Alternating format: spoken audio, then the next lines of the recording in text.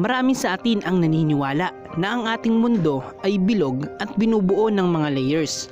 Ngunit meron din namang mga tao ang naniniwala na ang ating mundo raw ay hollow at meron pang isang mundo na pinaninirahan ng isang advanced na sibilisasyon sa loob ng ating planeta. Kaibigan, welcome nga pala dito sa ating channel at ang pag-uusapan natin ngayon ay ang mga iilang bagay tungkol sa teorya ng Hollow Earth. Pero bago tayo magpatuloy ay kung bago ka pa lang dito sa channel ko at mahilig ka sa mga gantong klaseng videos ay huwag mong kalimutang mag-subscribe at pakihit na rin yung bell icon para ma-notify ka sa mga susunod pa natin mga videos. At kung meron kang gustong malaman at gusto mong talakayin natin sa susunod nating mga videos ay maaari kang mag-comment sa baba ng video na to. Maraming salamat po. Kaibigan, bago ang lahat, ano nga ba muna ang Hollow Earth Theory? Kaibigan, ang Hollow Earth Theory ay isang konsepto o teorya na ang ating planetang Earth ay literal na hollow ang loob at meron daw isa pang mundo sa loob nito. Kaibigan, iba ito sa normal na itinuturo sa atin sa ating mga paaralan ng mga science teacher na ang Earth ay may 4 na layers. Ito ay ang inner core, outer core, mantle at ang crust na siya nating pinaninirahan ng mga tao. Pero paano nga ba nila nasabing ganun talaga ang structure ng ating planeta? Ang tanging paraan lamang na kanilang ginamit ay ang paggamit ng mga seismic waves. Kaya hindi natin masasabing 100% accurate dahil wala namang physical na ebidensya at pamamaraan para patunayan na ang structure nga ng Earth ay layer by layer talaga. Depende na lang siguro kung susubukan nilang butasin o hukayin ang earth crust hanggang sa maabot nila ang mantle nito.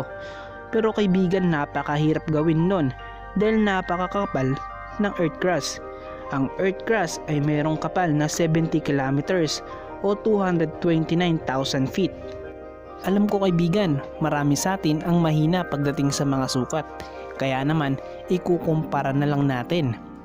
Isipin mo na lang ang pinakamataas na bundok sa buong mundo, ang Mount Everest, na mayroong taas na 29,000 feet. Kaibigan, kung ikukumpara natin ang earth crust sa pinakamataas na bundok sa ating planeta, ay lalabas na 8 pinagpatong-patong na Mount Everest ang katumbas ng kapal ng earth crust. Ganun siya kakapal kaibigan, kaya nga ay mahirap magawang butasin o hukayin ang crust ng planeta dahil sobrang kapal nito. Dagdag kaalaman lang kaibigan, alam mo ba na ang pinakamalalim pa lamang na nagawang pagbutas sa earth crust ay matatagpuan sa Russia? Ito ay ang Kola Super Deep Borehole. Ang nagawa nilang pagbutas ay may lalim na 40,000 feet. Kasya dito ang 40 pinagpatong-patong na Eiffel Tower ng Paris. Kaya naman kaibigan, nananatiling walang physical na ebidensya ang makapagpapatunay na ang mundo ay layer by layer talaga. Dahil ang pinakamalalim pa lamang na nahukay o nabutas nating mga tao ay halos 1/6 pa lamang ng crust ng planeta. Pero kaibigan, saan nga ba nagsimula ang Hollow Earth Theory? Ang Hollow Earth Theory ay nagsimula noong taong 1692 kay Edmund Halley. Si Edmund Halley ay isang astronomer, geophysicist, mathematician, meteorologist at physicist. Si Halley ang second astronomer royal ng Britanya. Ayon kay Edmund Halley, ang ating mundo ay isang hollow shell na merong kapal na 800 km at meron pang 2 inner concentric shell at isang innermost core. Naniniwala rin si Halley na meron pang isang nakatagong mundo sa loob ng ating planeta. At noong 17th century, si Leonard Euler na isang kilalang mathematician, physicist, astronomer, geographer, logician at engineer ay nagpropose ng kanyang konsepto ng Hollow Earth Theory.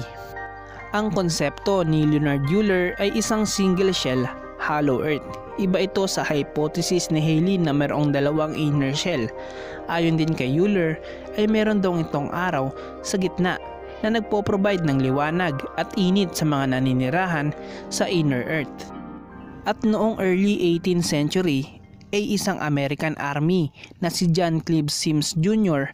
ay dinagdagan ang teoryang ito ng pagkakaroon di umano ng mga blowholes o isang opening na nagsisilbing lagusan na may 2,300 km sa North Pole at South Pole ng planeta. Kaibigan, si John Clive Sims ay ang pinakasikat sa lahat ng Hollow Earth theories. Sa katunayan nga ay pinatuyuan pa nga siya ng Hollow Earth Monument sa Ohio's Ludlow Park. Si Sims ay never nagsulat ng mga libro tungkol sa kanyang mga ideya dahil abala siya sa pagtuturo at pagbabahagi ng kanyang mga kaalaman sa kanyang mga tagasunod na naniniwala sa kanyang teorya ng Hollow Earth. Naniniwala si Sims na mayroong naninirahang sibilisasyon sa tinatawag na Inner Earth o Agartha. Kaibigan, ang Agartha ang sinasabing legendary kingdom na matatagpuan sa loob ng ating planeta. Kaibigan, si Sims ay nag-publish ng Circular Number 1. Idinideklara niya dito na ang mundo ay hollow at ito raw ay habitable. Sinabi rin niya na ang Inner Earth ay mayroong mga berdeng halaman at mga nilalang na kundi man tao ay maaaring mga hayop ang naninirahan.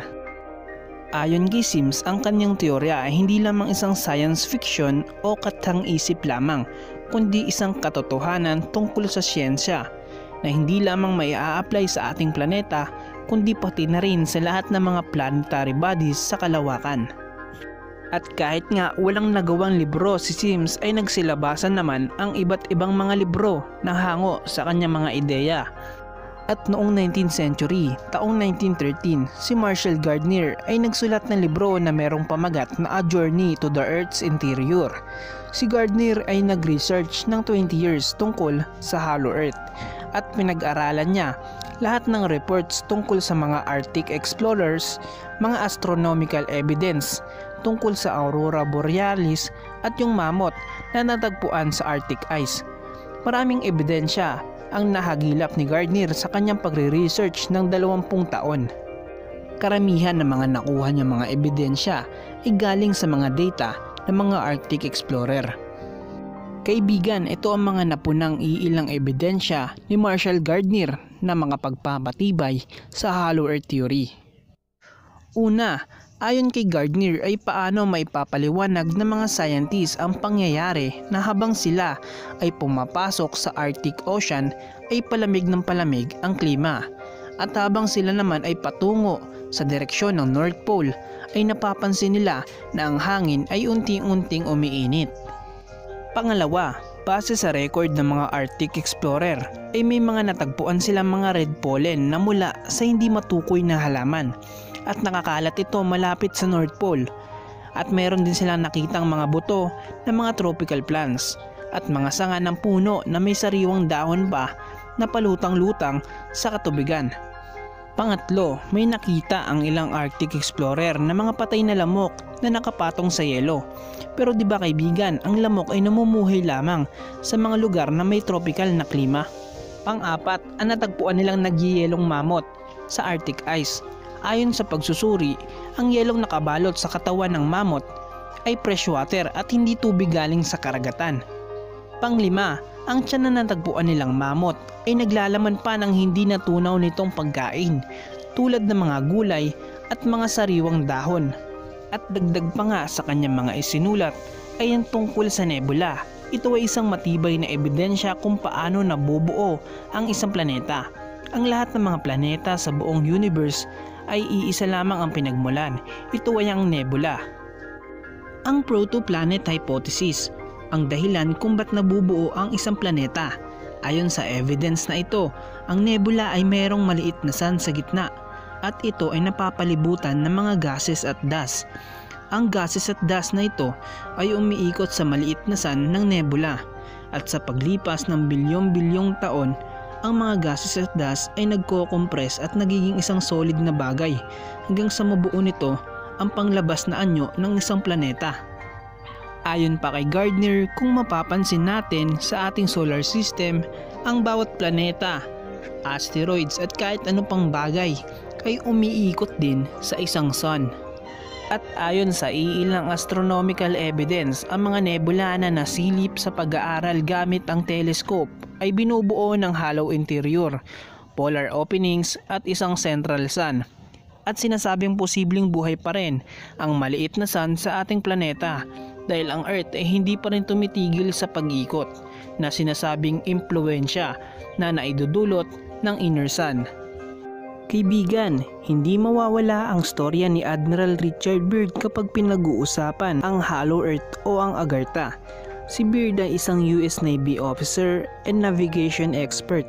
Si Byrd ang namuno sa maraming ekspedisyon sa poles ng ating mundo at idinidetalya niya ang kanyang mga paglalakbay.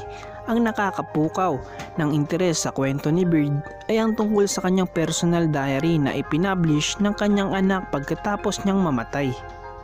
Ang laman ng kanyang diary ay tungkol sa kanyang naranasan noong nagkaroon siya ng ekspedisyon sa North Pole noong 1947.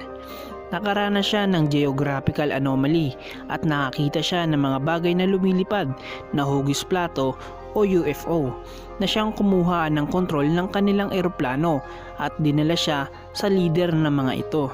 Ang pinuno ng Inner Earth ay binalaan si Byrd tungkol sa mga atomic weapons na ginagawa ng mga tao. Nakasulat din sa diary ni Byrd na nakakita rin siya ng mga gubat, ilog at mga hayop. Pati na rin ang isang mammoth na matagal nang extinct sa ating planeta.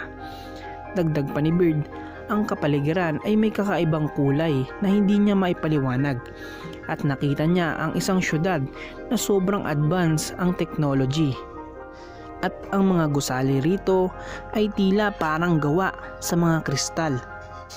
Kaibigan, suriin muna natin ang pagkatao ni Byrd kung mapagkakatiwalaan ba ang kanyang mga isinulat sa kanyang diary. Kaibigan, si Admiral Byrd ay isang highly decorated officer sa kasaysayan ng militar. Kasama na dito ang mga natanggap niyang Medal of Honor. Ang Medal of Honor ay ang pinakamataas na pwedeng ibigay ng US sa isang sundalo. Kaya nga ay napaka-imposibleng isipin na gumagawa lamang ng kwento ang taong ito. Hanggang ngayon sa panahon natin ay buhay pa rin at marami pa rin ang naniniwala sa Hollow Earth at sa Agartha. Sa panahon natin ay pinaniniwalaan itong isang paraiso na pinaninirahan ng mga advanced na race ng mga tao. Pinaniniwalaan din na dito nanggaling ang mga sinasabing aliens at ang mga nasa site nating mga UFO.